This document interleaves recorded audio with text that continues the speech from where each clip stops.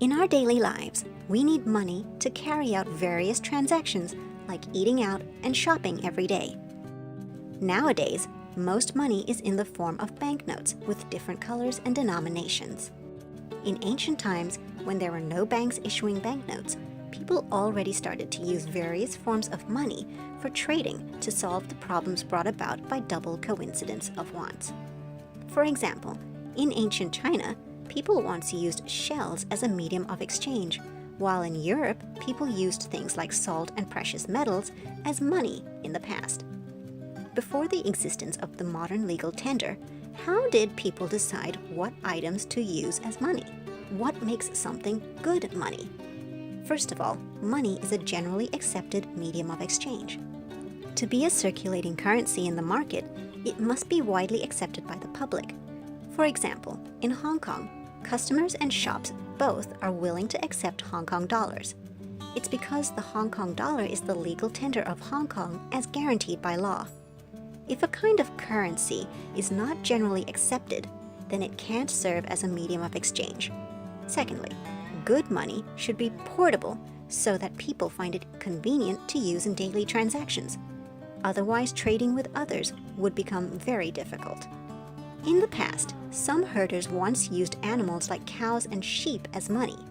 Imagine we were to bring a cow to the shopping mall in order to buy some clothes. How troublesome would that be? Therefore, good money should be portable.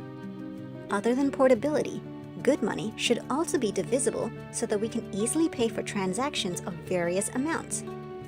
For instance, we can easily divide gold into smaller portions by weight and use lighter portions to pay for transactions of smaller amounts. If we try to use cattle as money, it'll be difficult for us to do so for smaller transaction amounts. So judging by the principle of divisibility, gold functions as a better kind of money than cattle. Of course, in modern society we have developed banknotes and coins of various denominations so as to avoid the trouble of dividing gold. For instance, in Hong Kong, we have banknotes of $1,000 as well as banknotes of $10. Furthermore, homogeneity is another characteristic of gold that makes it a good choice for money.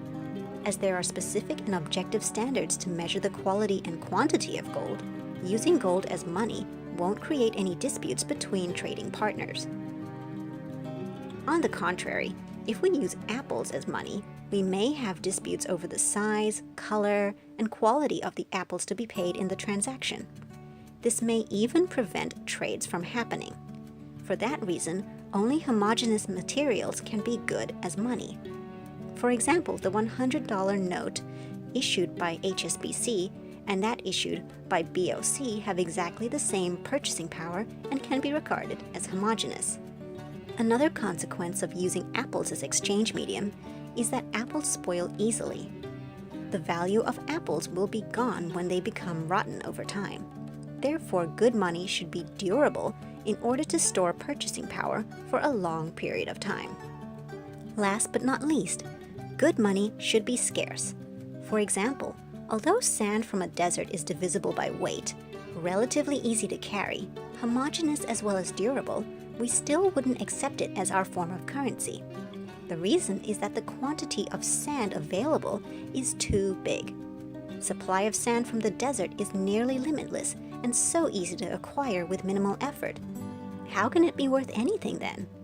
As the market value of sand is so minimal, shops wouldn't accept customers who pay their bills using sand. Therefore, good money must be something scarce. On the other hand, we will need a good amount of money to fulfill the needs of transactions. Thus, good money must be an item that is enough to meet the needs of transactions but at the same time be scarce. The banknotes and coins we use nowadays are portable, divisible, durable, and homogeneous so that they can be used in transactions easily. At the same time, the issuing and supply of banknotes and coins is limited. Under most circumstances, they are widely accepted in society. As a result, they can be regarded as good money.